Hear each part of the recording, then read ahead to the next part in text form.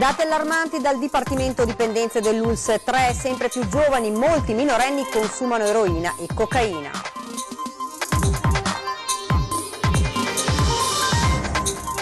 Nuove agghiaccianti testimonianze da un'ex detenuta del carcere della Giudecca sugli ultimi giorni di vita dell'agente penitenziaria Assisi, trovato Mazza.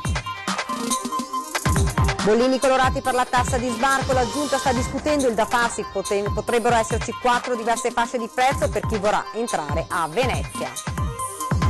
L'appello di una mamma disperata per la figlia minorenne scomparsa dalla sua casa di Bolzano è giunta con tutta probabilità a Venezia.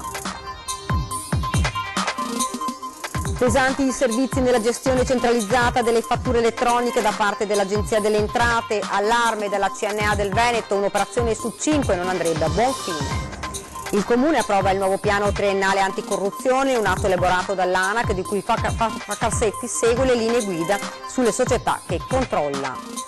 Tra chi si è arrabbiato per la multa a Vittorio Orio, anche l'esperto di tradizioni Brandolisio, che ricorda come quello che oggi è considerato un comportamento da sanzionare fosse normalità fino a pochi decenni fa.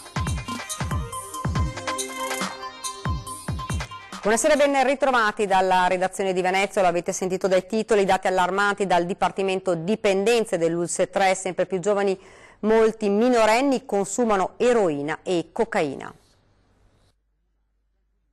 Negli ultimi anni si stanno avvicinando ai servizi per le dipendenze ragazzi che appartengono a fasce di popolazione giovane.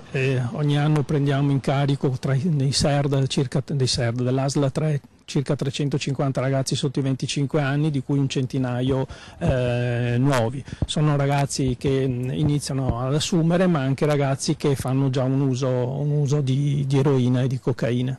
Tra gli oltre 100 assuntori identificati dai carabinieri nell'operazione Piave 2 che ha portato all'arresto di 13 spacciatori, molti erano giovanissimi, secondo quanto dichiarato dai carabinieri, dati confermati anche dal Dipartimento Dipendenze dell'ULSS 3. Si stanno avvicinando al servizio anche ragazzi molto giovani, al di sotto di 15 anni, 14-15 anni, che hanno iniziato già a usare eroina, un'eroina che viene usata non più come in passato per via endovenosa, ma spesso ultimamente la modalità d'uso è quella della via inalatoria, che dà meno l'immagine del tossicodipendente, ma che purtroppo causa altrettanto danni, tra cui anche una dipendenza.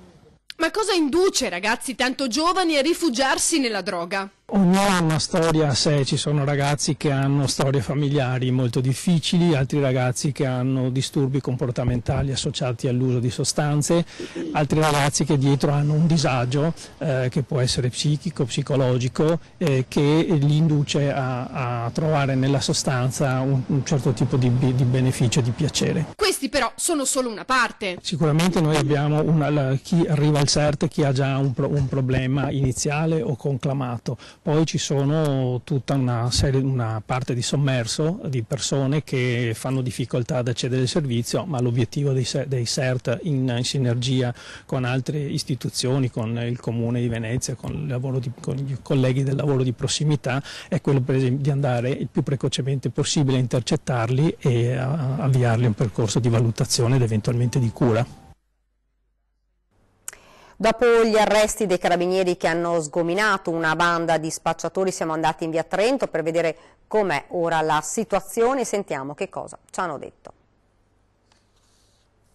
Siamo rinati, questo è un quartiere rinato proprio, una tranquillità enorme, si sta rispetto a prima decisamente meglio, si vive meglio, le persone sono più tranquille, la gente del posto è più tranquilla. Un altro blitz dei carabinieri questa volta, io spero che si metta pure la finanza, più porcheria tolgono da mezzo meglio è.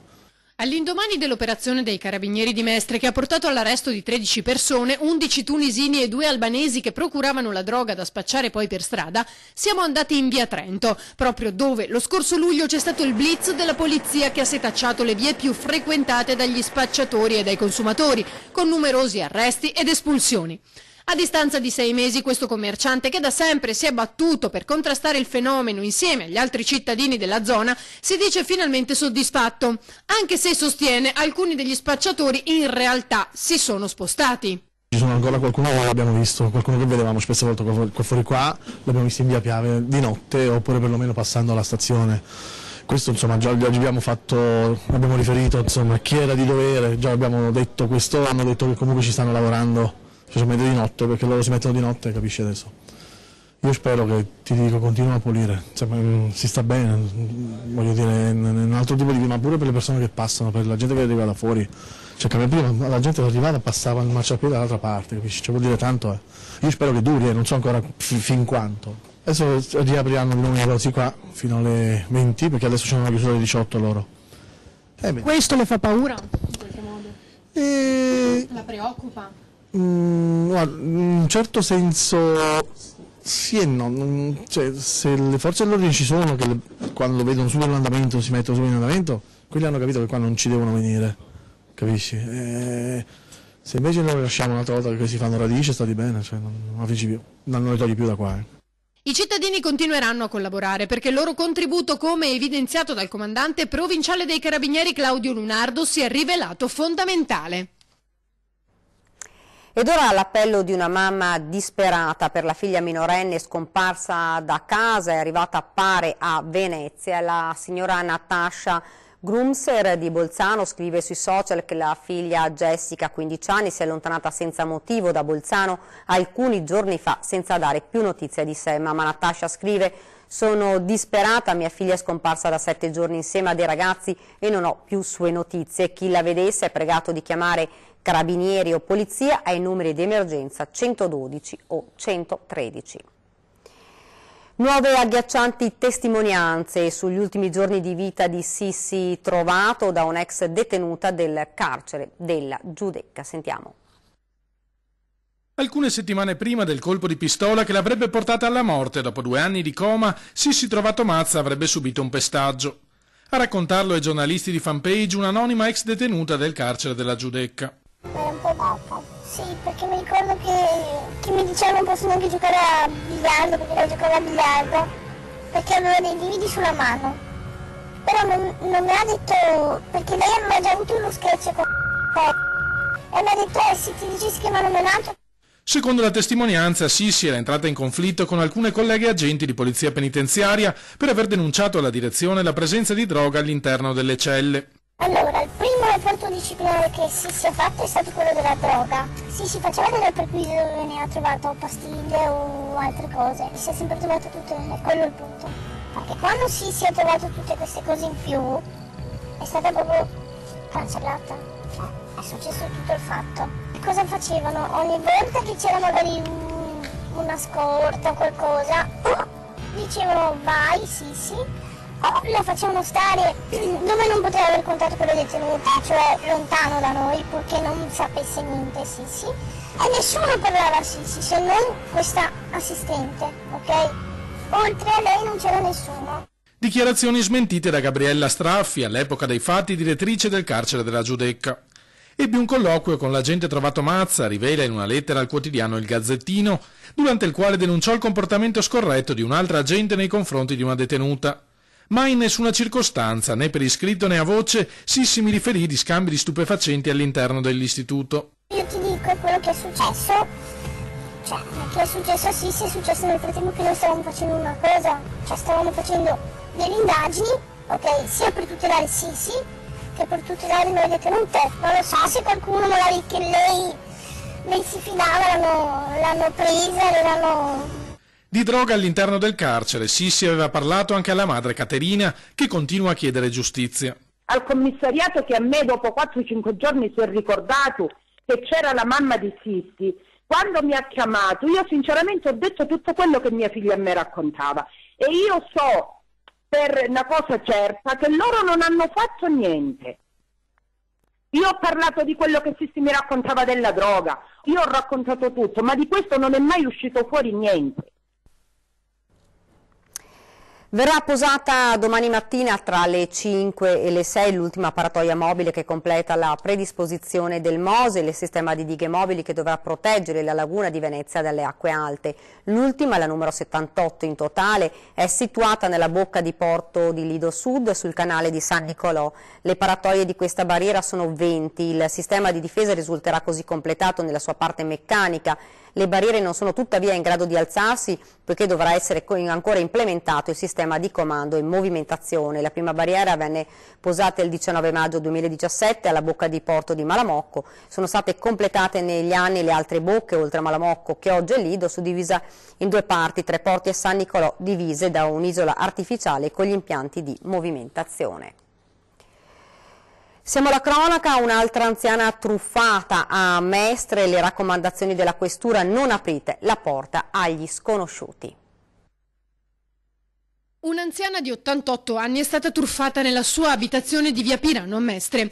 Sul posto sono giunti poco dopo gli agenti della questura per ascoltare prima le dichiarazioni della figlia, che però non era presente al momento del fatto, poi quelle della vittima, che ha raccontato l'accaduto. Verso le 9:15 una donna italiana di circa 50 anni, ben vestita, si è presentata alla porta dicendo di essere amica della figlia. A quel punto la truffatrice, capendo che l'anziana era sola, ha finto di telefonare proprio alla figlia per farle credere che si conoscevano bene. Conclusa la finta telefonata, ha detto alla donna di dover inserire una calamita nel luogo dove teneva denaro e gioielli come deterrente contro i furti. L'88enne l'ha fatto ed è stata derubata. Ingente il bottino: oltre a 3 collane in oro giallo, un paio di orecchini in oro bianco e acquamarina, 2 anelli con diamante e 1.200 euro.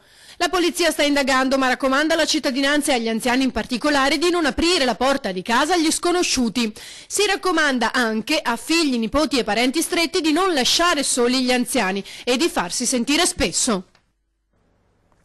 Ca' Farsetti sta mettendo a punto il sistema di applicazione della nuova tassa di sbarco per chi entra a Venezia. Si fa strada il metodo dei bollini di 4 colori, sul modello di quanto avviene già nel sistema comunale online, che indica le previsioni di afflusso di giorno in giorno. Da verde giornate di afflusso scarso, a nero ovvero quando la città è presa d'assalto, con tariffe che di conseguenza andrebbero crescendo da 3 fino a 10 euro. Le fasce di prezzo potrebbero variare quindi a seconda dei periodi dell'anno e degli eventi più popolari. 3 euro per i giorni da bollino verde, 6 per il bianco, 8 per il rosso e 10 euro nei giorni di bollino nero. Pesanti disservizi nella gestione centralizzata delle fatture elettroniche da parte dell'Agenzia delle Entrate. L'allarme arriva dalla CNA del Veneto, secondo cui un'operazione su 5 non andrebbe a buon fine a causa dei problemi legati al software. Circa il 20% delle fatture elettroniche emesse o ricevute in Veneto dagli sportelli della CNA hanno riscontrato problemi e sollevato disagi. A renderlo noto la stessa associazione di categoria degli artigiani, che gestisce per le aziende oltre 5.000 fatture al giorno e imputa la stragrande maggioranza dei malfunzionamenti ai sistemi informatici dell'Agenzia delle Entrate. Noi abbiamo cercato in qualche maniera di preparare le imprese e di renderle pronte dal 1° di gennaio, mentre in qualche maniera il programma e la gestione da parte centrale è ancora in difficoltà, insomma non funziona come dovrebbe funzionare. Il problema principale consiste nel mancato recapito delle fatture da parte dell'Agenzia delle Entrate all'indirizzo prioritario scelto dall'impresa. Non di rado infatti l'agenzia segnala la fattura come consegnata, ma nei software non si trova o viene recapitata diversi giorni dopo. Inevitabili disagi e costi per le imprese che subiscono questo disservizio, destinato a peggiorare nelle prossime 48 ore. Il 70% delle fatture relative a gennaio 2019 deve infatti ancora essere emesso. Molte imprese stanno aspettando qualche giorno, soprattutto si sta avvicinando verso fine mese per l'emissione delle fatture. Il rischio è quello di una congestione alla fine del mese, visto che il programma presenta ancora delle difficoltà tecniche. Secondo i dati diffusi dall'Agenzia delle Entrate viene emessa in questo periodo una media di 2,6 milioni di documenti al giorno, ben distanti dagli 8,5 milioni di quando il sistema funzionerà a pieno regime. Il dubbio è che gli attuali problemi siano nulla in confronto a quelli che potrebbero riversarsi su migliaia di imprese venete. Quello che dobbiamo evitare è che il danno ricada sull'impresa, che in qualche maniera è già oberata da adempimenti, da burocrazia e ha la necessità di fatturare e soprattutto anche di incassare quanto ha realizzato con la propria prestazione. Presentato oggi in municipio a Mestre il nuovo piano anticorruzione e trasparenza del Comune di Venezia. Il Comune di Venezia ha approvato il nuovo piano triennale anticorruzione 2019-2021. Si tratta di un importante atto elaborato dall'ANAC, cioè dall'Autorità Nazionale Anticorruzione, di cui Ca' Farsetti ne segue le linee guida sulle società controllate dalla stessa. Diverse e importanti le novità, a cominciare dagli obblighi imposti al personale dipendente del Comune. La novità è l'estensione anche al periodo successivo alla cessazione del lavoro con l'ente, cioè al momento successivo a quando il dipendente pubblico va in pensione. Per la durata di quanto? L'autorità nazionale prevede 3 anni. Ma questa non è l'unica novità presente. Per cui questo piano in qualche modo diventa l'evoluzione di quelli degli anni precedenti e si adegua in qualche modo sia adeguandosi alle novità normative che migliorando se stesso, perché poi sulla base dell'esperienza anno per anno si riesce a calibrare meglio il suo contenuto. Andando a leggerne i dettagli, giusto fare qualche esempio. I dipendenti, ad esempio, verranno sottoposti a monitoraggi costanti semestrali con un controllo a campione del 10% delle istruttorie e non soltanto nel settore dell'edilizia. Con altra novità, l'attività di mappatura di tutte le attività a rischio corruzione del Comune, così come previsto dall'ANAC. L'individuazione passaggio per passaggio di ogni processo amministrativo di quelli che potenzialmente potrebbero essere quei passaggi in cui potrebbe annidarsi la possibilità di un comportamento corruttivo. Il Presidente della Regione Luca Zaia con proprio decreto ha assegnato oggi formalmente all'assessore Manuela Lanzarin la delega alla sanità lasciata da Luca Coletto il 17 dicembre 2018 a seguito della sua nomina a sottosegretario di Stato alla Salute. Il governatore ha dato la notizia nel corso di uno degli incontri periodici con i direttori generali per fare il punto sui principali temi della sanità regionale. Lanzarin, vicentina classe 1971, con un'ampia esperienza amministrativa e parlamentare, mantiene anche le deleghe ricevute nel 2015 all'atto della nascita della giunta Zaia, in particolare quella ai servizi sociali. Ed ora ci fermiamo un attimo, c'è la pubblicità.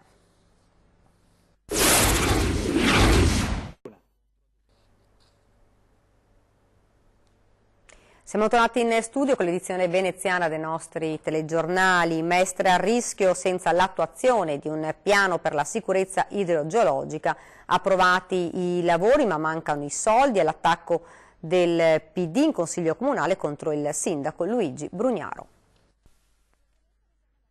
Piano acque di Mestre, discussione che sta animando il dibattito all'interno del Consiglio Comunale.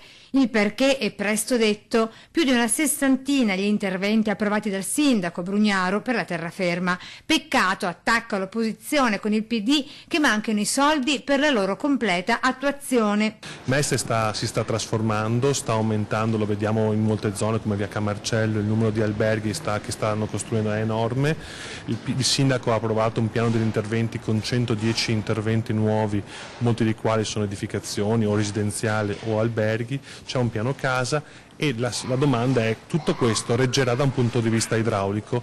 Noi chiediamo che oltre al piano delle acque venga data copertura economica a tutti questi interventi. In mancanza dei quali si potrebbe rivedere una Mestre ancora sott'acqua, letteralmente paralizzata come nel 2007, così Rosteghin. Diverse le zone della città a rischio, a cominciare da, a suo dire, alla Gazzera c'è un intervento di 2 milioni previsto che non è finanziato, piuttosto che alla Bazzera, piuttosto che a Tassera, Marghera, un po' tutta la cintura di Mestre. Sofferenza che si trova anche in una tra le zone a più alta densità di Mestre. In particolare Viale San Marco aspetta da anni un intervento che è misto tra bonifiche e riqualificazione idraulica, anche su quello non c'è un centesimo. La scelta dunque per il PD è una questione di priorità. Il Comune insieme al Consorzio e Veritas alcune cose già le finanziano, altre dovrebbero trovare le risorse, è una questione di scelta. Noi crediamo che non perché non si vede il rischio idraulico non ci sia.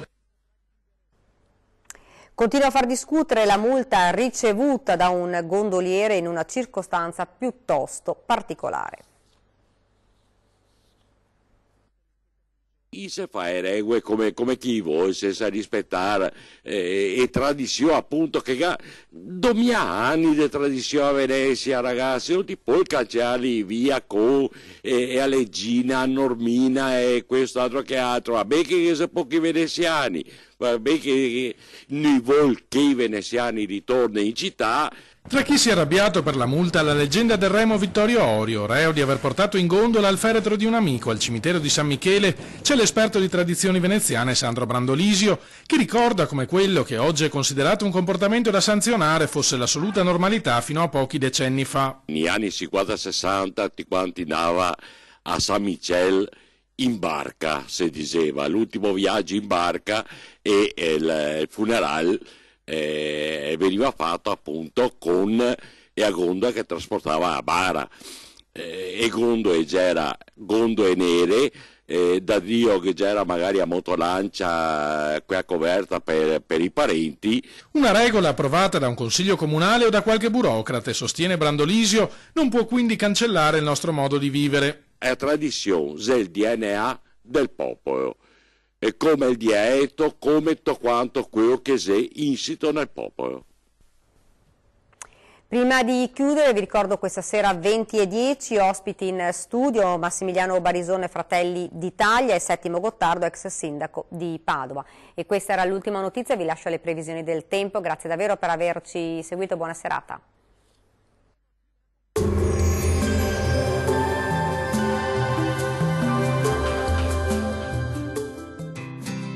L'Unic Star, le uniche pagliette antibatteriche in commercio, prodotte anche per i marchi più importanti, sia nazionali che internazionali. Ben ritrovati al meteo. Continua a prevalere il bel tempo sulle nostre regioni. Nel dettaglio sul Veneto ci attende una splendida giornata caratterizzata da un tempo asciutto e stabile e anche piuttosto soleggiato ovunque. Entro la serata non si esclude qualche piovasco a carattere sparso. Temperature minime tra -1 e 3 gradi, massime comprese tra 5 e 8 gradi. Diamo uno sguardo al Friuli Venezia Giulia. Anche in questo caso sarà il sole a dominare, con il cielo che si presenterà sereno o al massimo poco nuvoloso dappertutto. Qualche addensamento dal pomeriggio e locali nevicate in nottata a bassa quota sulle Alpi. Temperature minime tra 1 e 5 gradi, massime comprese tra 7 e 8 gradi. Vediamo infine la situazione del Trentino Alto Adige. Il cielo si presenterà irregolarmente nuvoloso e spesso anche coperto e non si esclude qualche locale nevicata a bassa quota e localmente anche fino al piano sui settori meridionali. Neve localmente copiosa anche sul resto della regione. Temperature minime tra -1 e 2 gradi, massime tra 3 e 7 gradi. Dal meteo di Antenna 3 è tutto, arrivederci.